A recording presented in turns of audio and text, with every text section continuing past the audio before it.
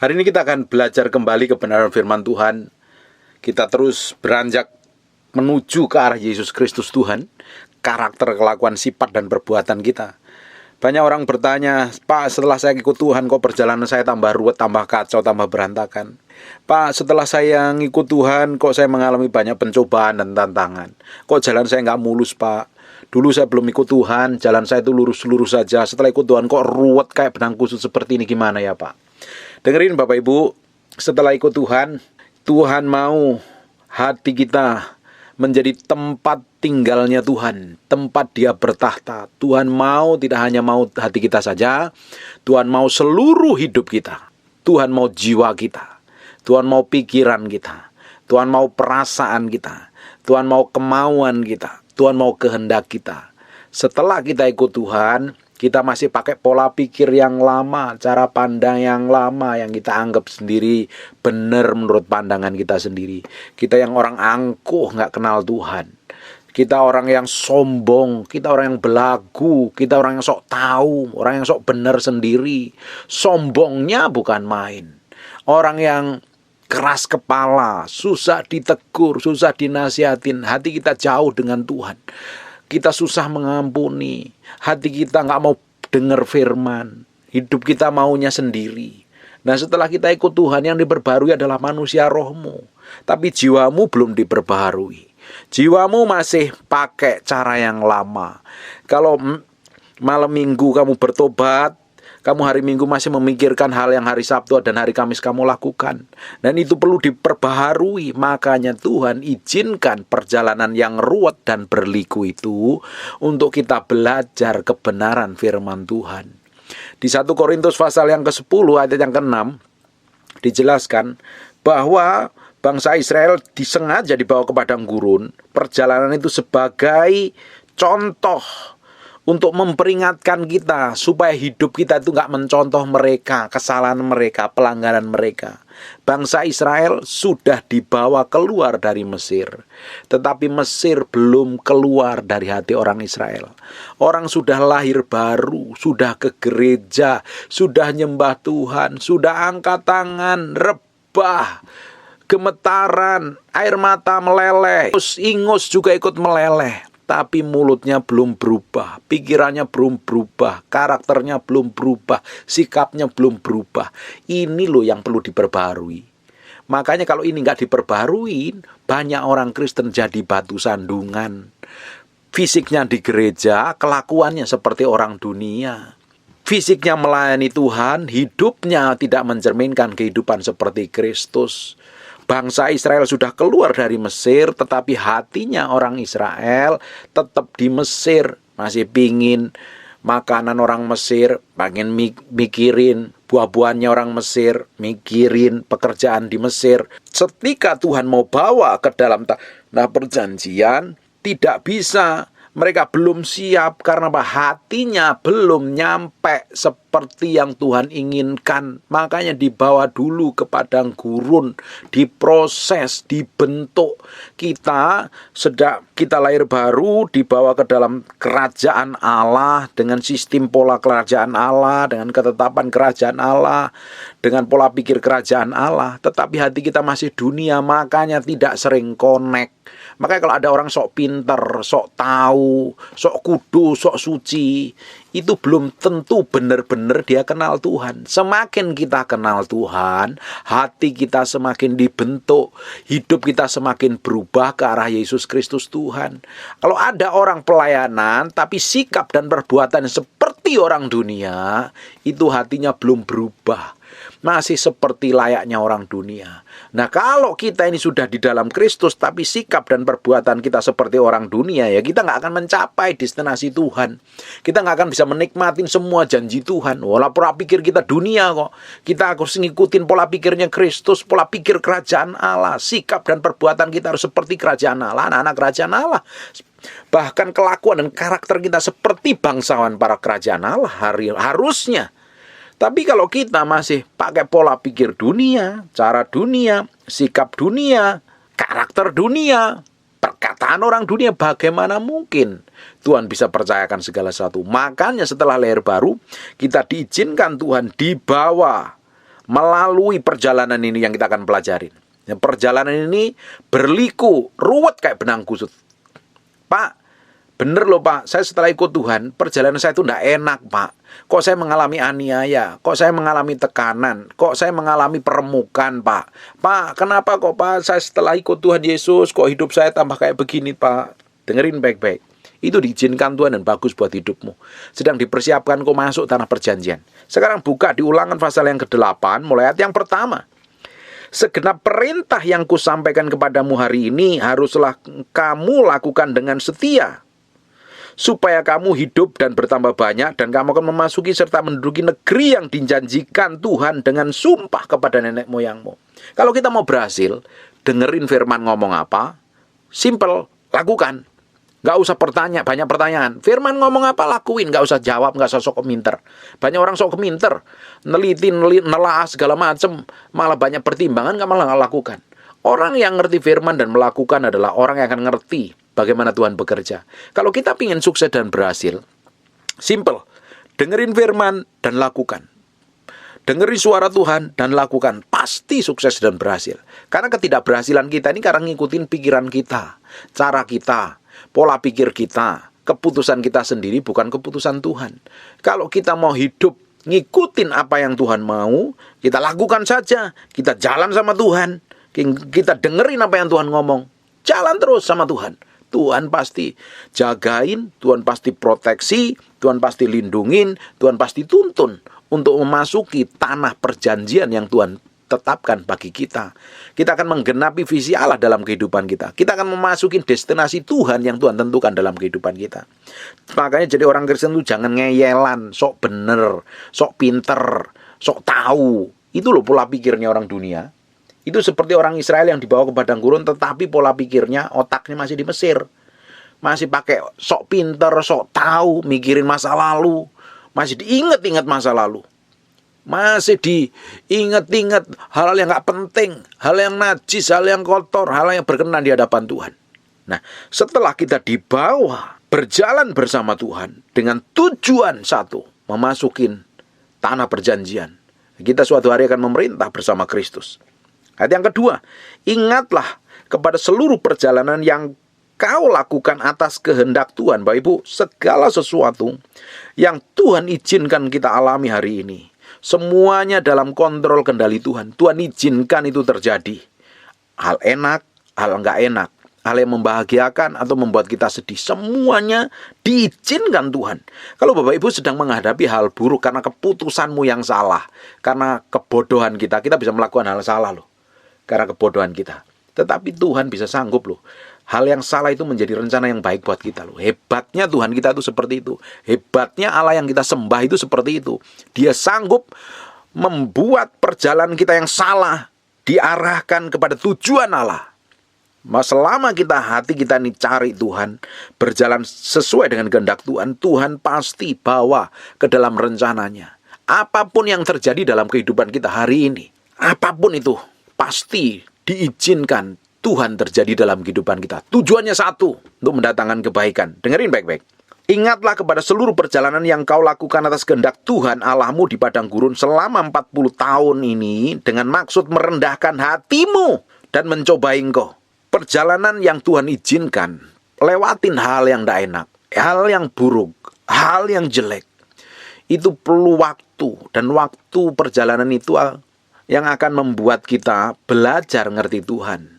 Sikap hati kita akan menentukan berapa lama perjalanan yang tidak enak itu. Lewat perjalanan padang gurun ini tergantung waktunya, tergantung sikap hati kita benar di hadapan Tuhan atau tidak. Karena waktu kita dibawa ke padang gurun, dalam proses peremukan, hal yang gak enak, hal yang pahit rasanya, dianiaya, ditekan, dituduh, difitnah, diperlakukan buruk, mengalami bangkrut, mengalami kekurangan, hidup pas-pasan, apapun itu.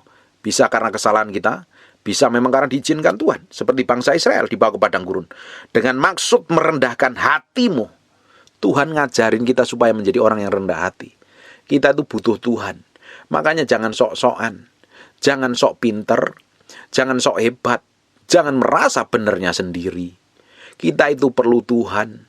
Kita butuh kebenaran, karena kita tidak pernah tahu Tuhan sedang bawa kita kemana. Pada titik tertentu memang Tuhan akan izinkan kita dibawa ke padang gurun, de hal-hal yang tidak enak, supaya Tuhan cabut sampai ke akar-akarnya semua yang kejahatan yang di dalam hati kita ini loh. Merendahkan hatimu dan mencobai engkau. Kata mencobai sebenarnya yang tepat adalah menguji engkau untuk mengetahui apa yang ada dalam hatimu, yakni apakah engkau berpegang pada perintahnya atau tidak. Ternyata hal yang terjadi dalam kehidupan kita itu, hal itu enak atau tidak enak, sebenarnya diizinkan Tuhan. Terutama hal yang gak enak itu diizinkan Tuhan terjadi untuk menguji hati kita. Hati kita itu nempelnya kemana? Kita ini ngikutin Tuhan atau ngikutin daging? Kalau kita lulus mengikutin hati kita ini, kita merendahkan hati kita di hadapan Tuhan, kita menundukkan hati kita berpusat kehendak Tuhan, kita akan didapatin mengikuti kehendaknya. Tuhan akan cepat bawa kita ke tanah perjanjian. Banyak orang tidak lulus dalam hal ini.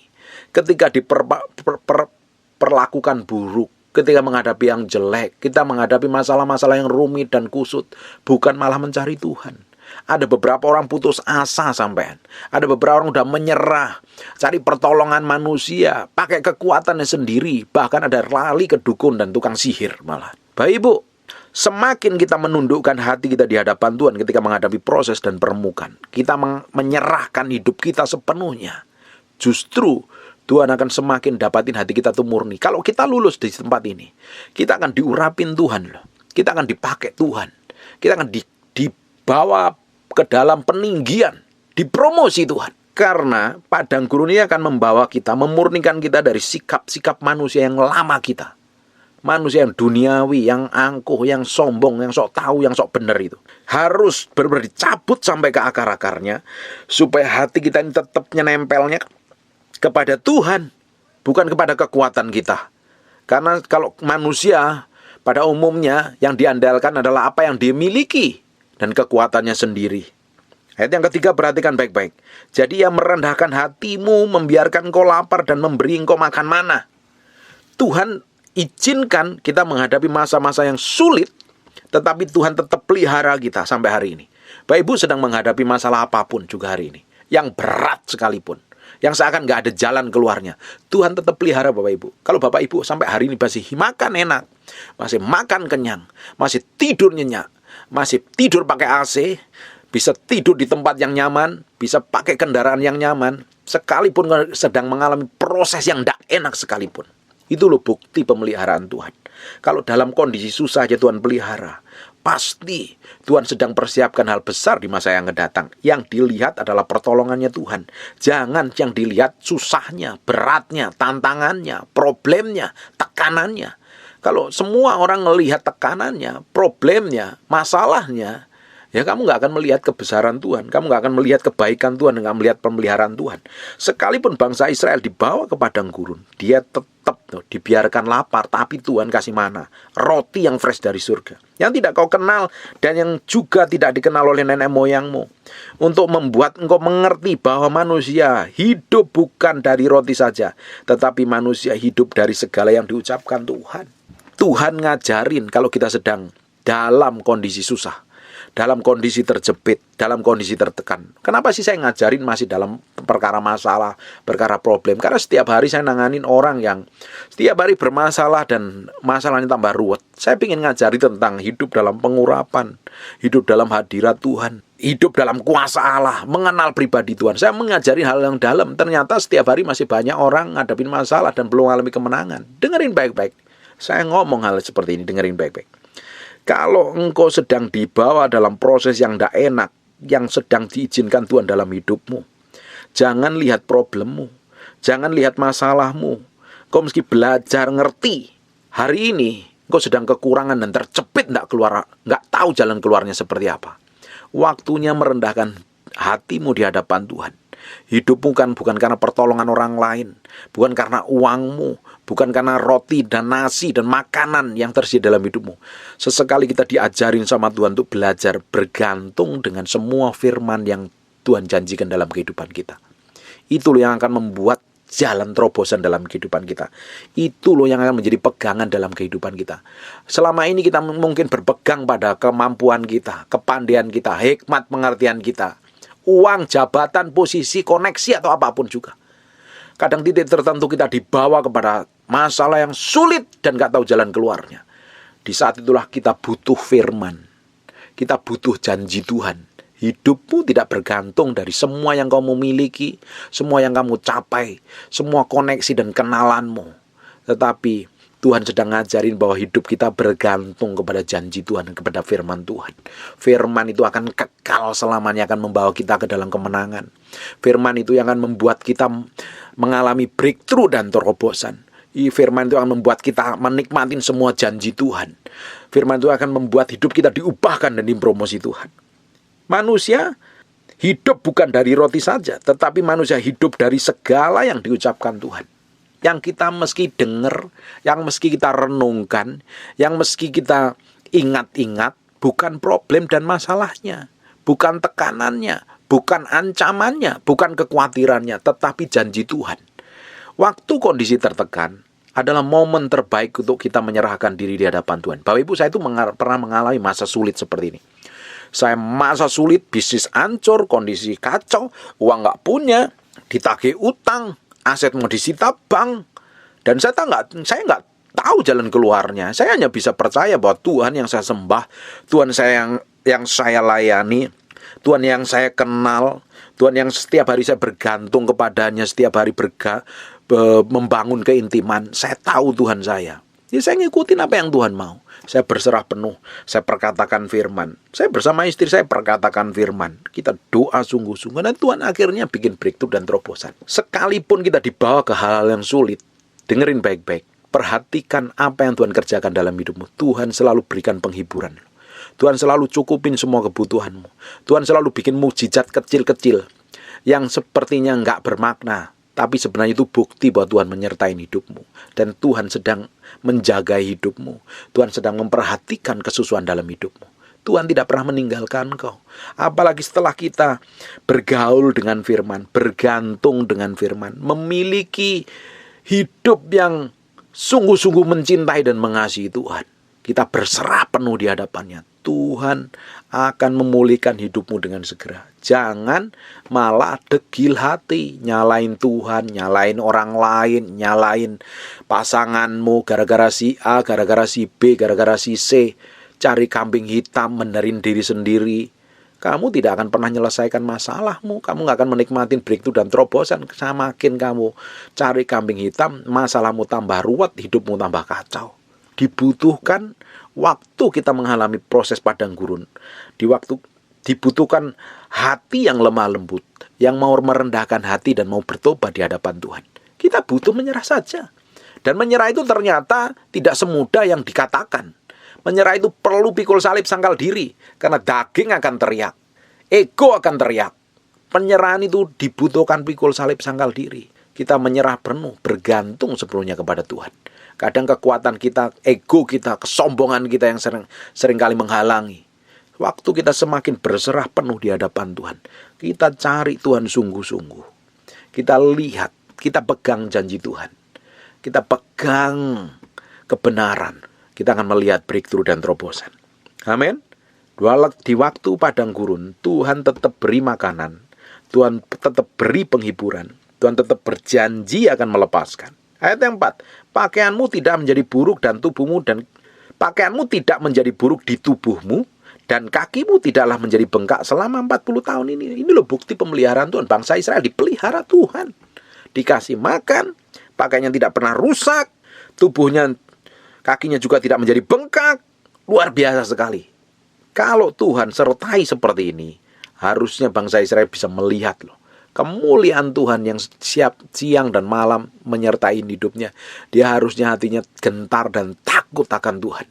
Melihat masa depan bersama Tuhan, disertain Tuhan, dipilih Tuhan, diurapin Tuhan. Akan menduduki tanah perjanjian yang penuh susu dan madu. Menikmatin semua kekayaan yang Tuhan berikan harusnya. Tetapi hatinya gak mau berubah. Selalu ingat ke Mesir, selalu ingat masa lalu. Kalau engkau sedang menghadapi masalah, dan kamu ingat-ingat masa lalu, kamu akan hidup dalam ketakutan loh.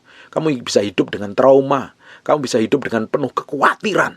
Saya nggak bisa tidur meski makan obat penenang. Kalau sampai engkau makan obat penenang karena nggak bisa tidur karena stres, hidupmu dikuasain daging. Dan kamu belum menyerah penuh di hadapan Tuhan.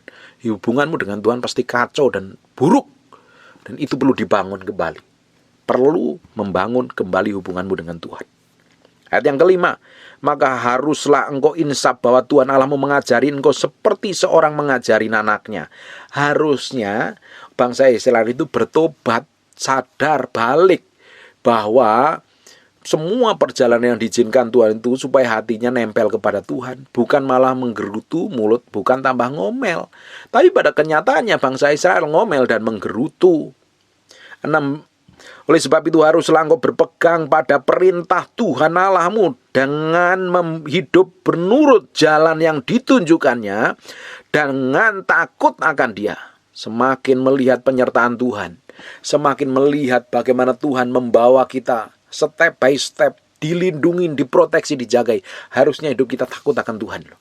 Kita semakin ngerti bahwa Tuhan menyertai kita. Orang yang memiliki hubungan dekat dengan Tuhan, memiliki kedalaman dengan Tuhan, hidupnya tuh hati-hati. Dia tak mau menyakitin hati Tuhan. Kalau hidup kita masih sembrono, sembarangan, ngomong sembarangan. Ada orang yang komentar itu sembarangan banget loh.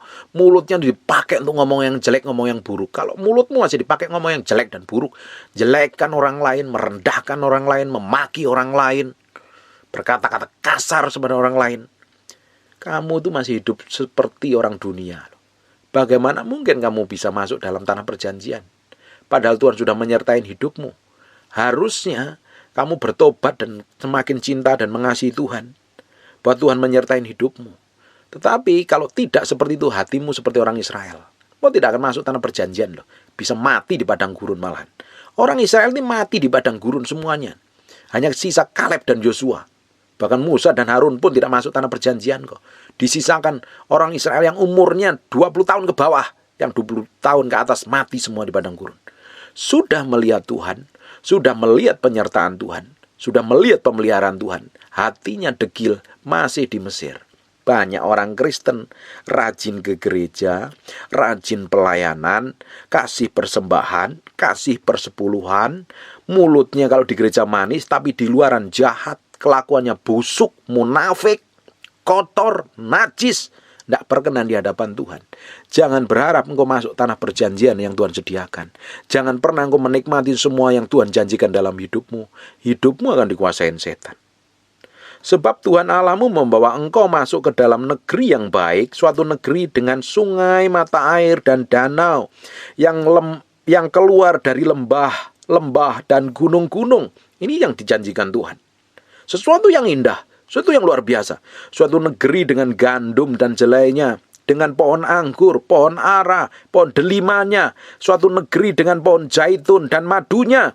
Suatu negeri di mana engkau akan makan roti dengan tidak usah berhemat. Artinya kelimpahan banget ini. Tuhan tuh mau bawa kita ke tempat ini, di mana engkau tidak akan kekurangan apapun.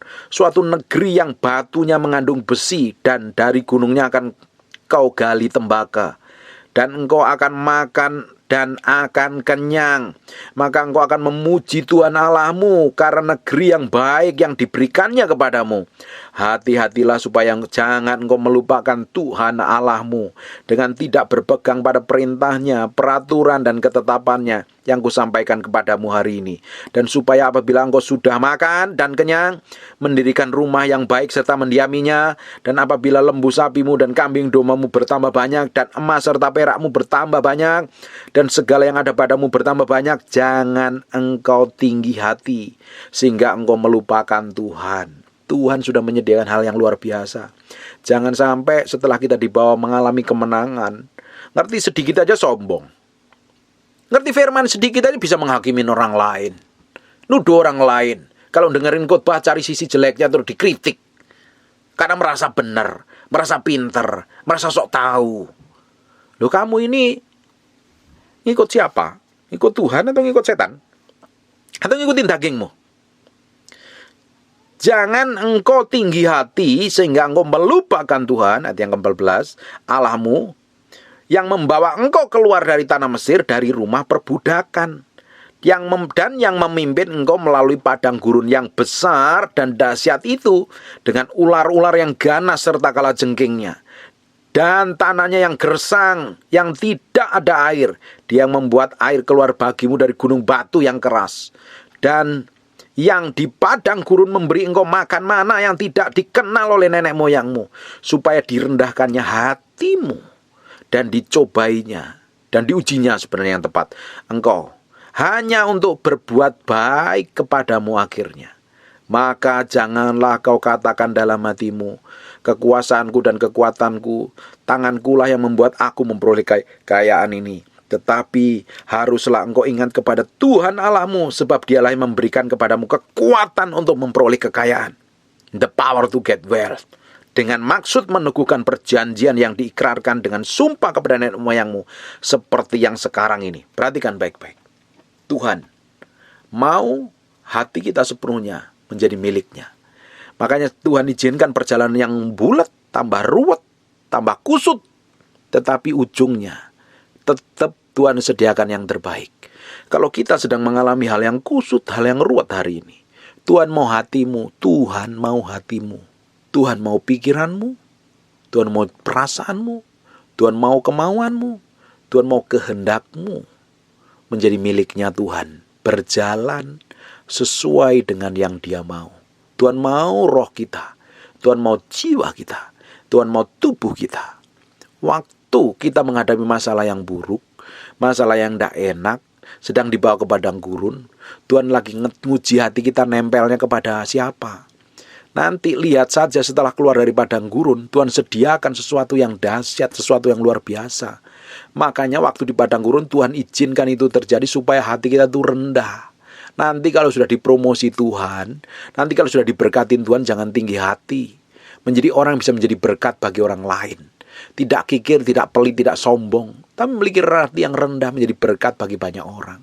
Dan ketika sudah diberkati nanti, kamu jangan meninggikan diri. Karena kekuatan untuk diberkati itu datangnya daripada Tuhan. Kekuatan untuk diberikan kelimpahan itu datangnya dari Tuhan. Hanya untuk meneguhkan perjanjiannya kepada kita bahwa kita adalah orang-orang yang memang ditentukan Tuhan untuk diberkati. Menikmati semua kebaikan, kemurahan, dan kebajikan yang Tuhan siapkan bagi kita. Hari ini ada banyak orang sedang struggle di padang gurun ini. Banyak orang sedang babak belur dalam masalah keluarga. Banyak orang sedang struggle dalam masalah hubungan suami istri. Struggle dalam masalah keuangan, terjerat hutang, bisnis kacau dan berantakan, apalagi setelah pandemi ini. Dengerin baik-baik. Lihat Tuhan, kalau engkau sampai hari ini, dalam setiap kehidupanmu hari-hari, Tuhan bikin mujizat 1 dan 2 dalam setiap hidupmu. Perhatikan itu. Kalau Tuhan bikin mujizat apapun, sekecil apapun, itu bukti Tuhan menyertai hidupmu. Itu bukti Tuhan peduli dengan hidupmu. Bangsa Israel, ketika di bawah padang gurun, Tuhan tetap pelihara lewat mana. Padang gurun gak ada sumber mata air, Tuhan bisa keluarkan air dari batu. Padang gurun gak ada perkebunan peternakan, Tuhan kirim daging. Luar biasa sekali. Tetap ada penyediaan Tuhan sekalipun masa sulit. Dan itu bukti bahwa Tuhan menyertai kita. Itu bukti Tuhan peduli dengan kita. Jangan jerit kepada manusia. Dalam kondisi seperti ini jangan cari pendeta, cari Tuhan. Kamu dalam kondisi begini ribut nelpon saya buat apa? Kamu perlu berserah sama Tuhan. Kamu nelponi pendeta hebat-hebat, mereka juga nggak tahu jalan keluar hidupmu apa kok. Mereka mesti tanya Tuhan kok.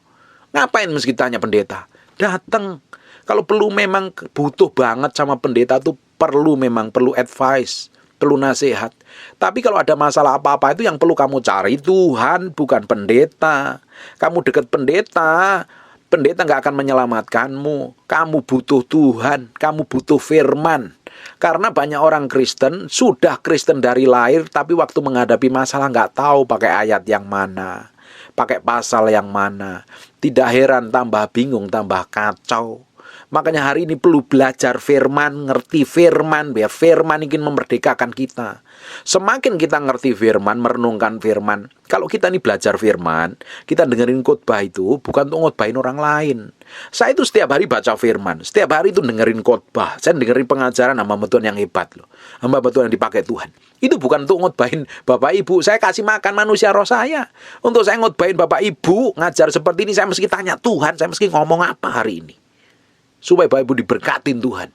Supaya apa yang saya sampaikan itu fresh dari surga sendiri. Melalui perkataan bibir saya. Saya setiap hari dengar firman pengajaran hamba Tuhan yang hebat. Di Indonesia banyak pendeta hebat tuh. Dengerin pengajarannya. Kasih makan manusia rohmu. Biar diberi. Seperti Bapak Ibu dengerin khotbah saya. Bapak Ibu memberi makan manusia rohmu. Menaklukkan jiwamu kepada firman. Itu bagus juga. Saya setiap hari dengerin firman itu kasih makan manusia roh saya. Karena saya juga punya tantangan hidup saya sendiri. Ketika saya menghadapi tantangan saya sendiri. Tekanan saya sendiri. Ujian hidup saya sendiri. Saya datang kepada Tuhan. Saya serahkan sama Tuhan. Dan Tuhan bikin pertolongan dengan caranya yang ajaib. Semua orang mengalami proses masing-masing yang berbeda. Yang perlu dicari Tuhan. Kita waktu menghadapi proses hati kita nempel kepada Tuhan. Tuhan sedang murnikan, Tuhan sedang bentuk, Tuhan sedang mau siapkan promosinya. Ketika kita lulus padang gurun, kita akan masukin tanah perjanjian yang penuh kelimpahan.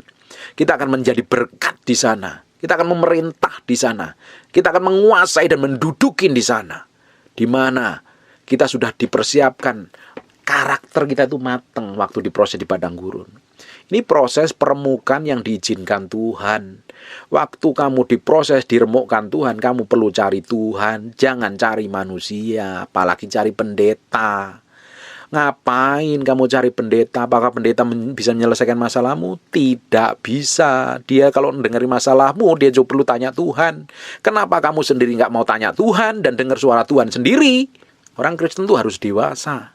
Ngerti pakai firman, ngerti pakai ayat. Pakai hikmat gitu loh. Cerdik banget gitu loh. Sehingga hidupnya berkemenangan. Hidup kita itu babak belur. Kacau, berantakan, stres, panik, bingung, nangis, jerit-jeritan. Nangis boleh nggak Pak? Boleh sekali. Nangis sama Tuhan boleh tentunya.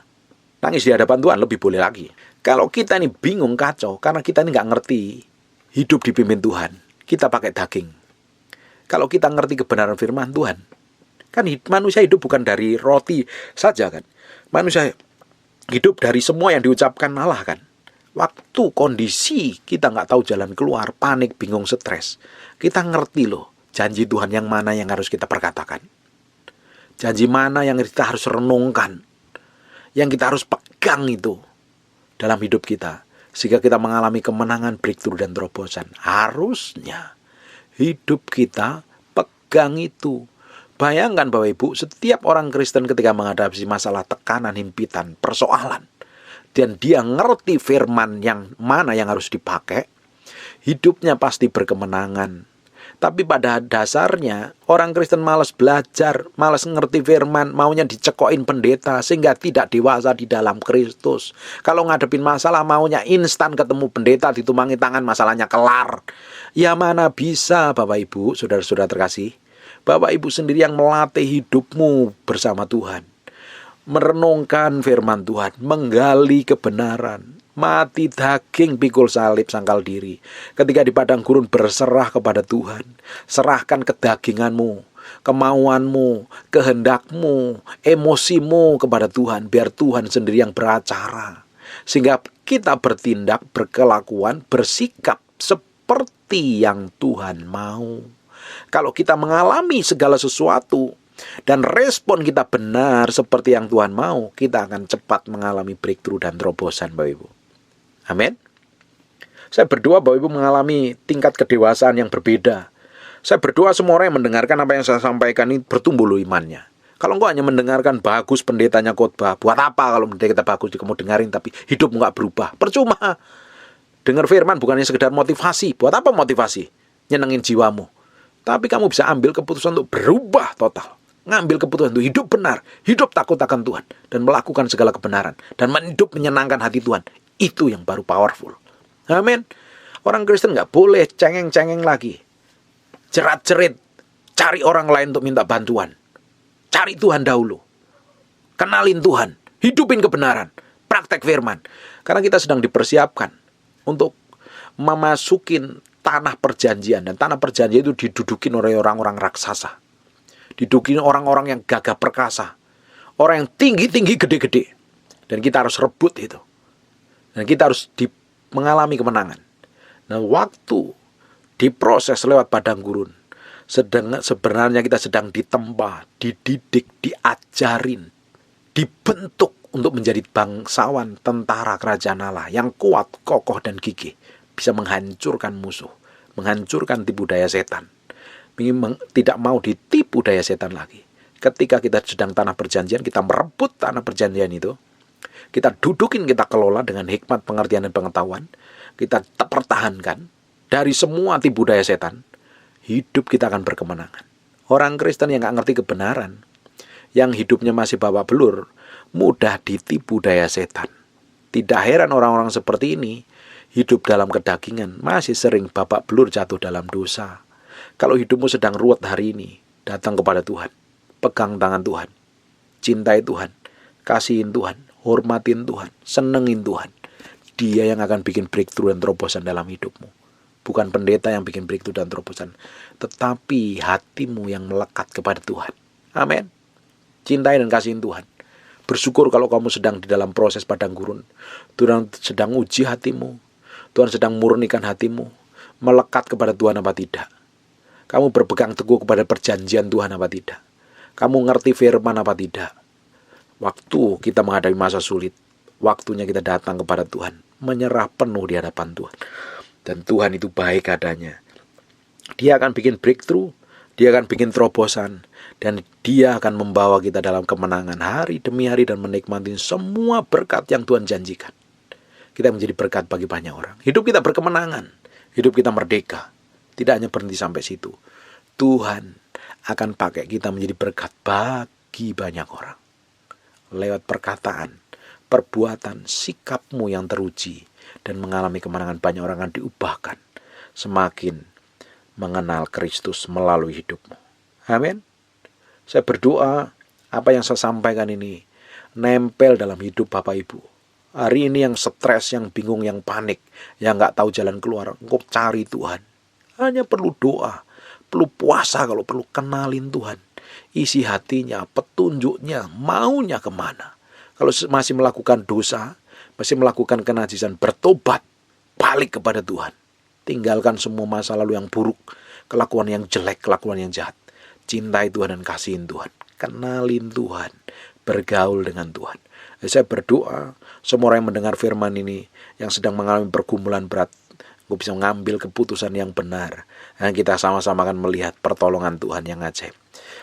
Tuhan bikin breakthrough, Tuhan bikin pemulihan, Tuhan bikin terobosan. Dan nama Tuhan dimuliakan atas hidupmu. Tutup Alkitabmu, tutup matamu, kita berdoa. Bapa, dalam nama Yesus kami materaikan firman-Mu dengan darah Yesus. Nempel dalam hati kami, terpahat dalam batin kami, terpatri dalam batin kami. Berminggu-minggu, berbulan-bulan, bertahun-tahun sampai firman jadi kehidupan. Kami diberikan kekuatan untuk melakukan kebenaran. Kami diberikan kekuatan untuk mendapatkan kekayaan, supaya kami menggenapi perjanjian-Mu. Dan kami diberkati untuk memberkati banyak orang. Kami diberikan kekuatan untuk mengalami proses peremukan yang terjadi. Sekolah padang gurun, sekolah kemurnian, sekolah pemurnian. Tuhan, terima kasih Tuhan, bahwa kami dan berikan kekuatan kepada kami untuk mengalami breakthrough dan terobosan. Kami melihat penyertaan Tuhan yang ajaib dan dahsyat. Kami ingin melihat bagaimana Tuhan bekerja secara dahsyat dalam kehidupan kami. Kami melihat Tuhan berkuasa memulihkan kehidupan kami. Hamba-Mu berdoa yang sedang struggle, sedang berjuang, yang sedang nangis di hadapan-Mu, yang sedang jerit di hadapan-Mu, beri belas kasihan-Mu Tuhan. Turunkan belas kasihan-Mu. Saya melihat banyak orang sedang berjuang, mengalami breakthrough dan terobosan. Tuhan campur tangan. Tuhan tolong dengan cara-Mu yang ajaib. Orang yang sedang putus asa itu berikan kemampuan dan kekuatan secara ekstra, secara ilahi, double porsi. Berikan pengharapan dan berikan penghiburan. Hamba berdoa untuk orang-orang keluarga yang sedang struggle, Tuhan pulihkan mereka. Yang sedang disakitin, dilukai, dihanatin, Tuhan berikan kekuatan supaya mereka tidak kepahitan dan kecewa. Tuhan berikan kesadaran untuk para suami. Dipulihkan Tuhan, para istri dipulihkan Tuhan, keluarga dipulihkan Tuhan. Yang sedang terjerat hutang, Tuhan bikin breakthrough dan pertolongan secara ajaib dan luar biasa. Hamba berdoa biar kasih karunia Tuhan melimpah-limpah.